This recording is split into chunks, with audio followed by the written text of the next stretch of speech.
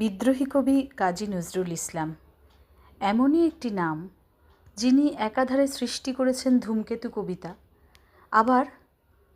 আরেকদিকে সৃষ্টি করেছেন ছোটদের জন্য লিচু চোর, খুকি ও কাঠবেড়ালি, এরকম সব সুন্দর সুন্দর কবিতা। তো তার মধ্যে থেকেই আমি আমার খুব প্রিয় লিচু চোর কবিতাটা পাঠ করছি। বাবুদের তাল পুকুরে, হাবুদের ডাল কুকুরে, সে কি বাস করলে তারা, বলি থাম একটু দাঁড়া, পুকুরের ওই কাছে না লিচুর এক গাছ আছে না, হোথা না আসতে গিয়ে ইয়াব্বাড়া কাস্তে নিয়ে গাছে গিয়ে যেই চড়েছি ছোট এক ডাল ধরেছি, ও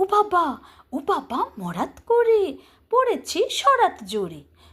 পর মালির ঘাড়ে সে ছিল গাছের আড়ে, বেটা ভাই বড় নচ্ছার, দুমাদুম গোটা দুধ চার, দিলে খুব কিলো ঘুষি,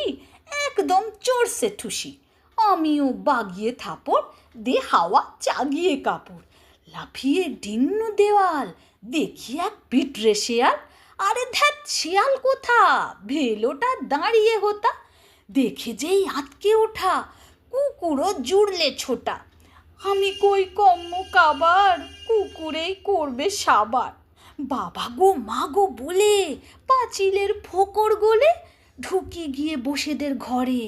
যেন প্রাণ আসলো ধরে, যাব ফের কানমুলি ভাই, চুরিতে আর যদি যাই তবে মোর নামই মিছা, কুকুরের চামড়া খিচা, সে কি ভাই যায় রে ভোলা, মালির ওই পিটনিগুলা, কি বলিস ফের হপ্তা,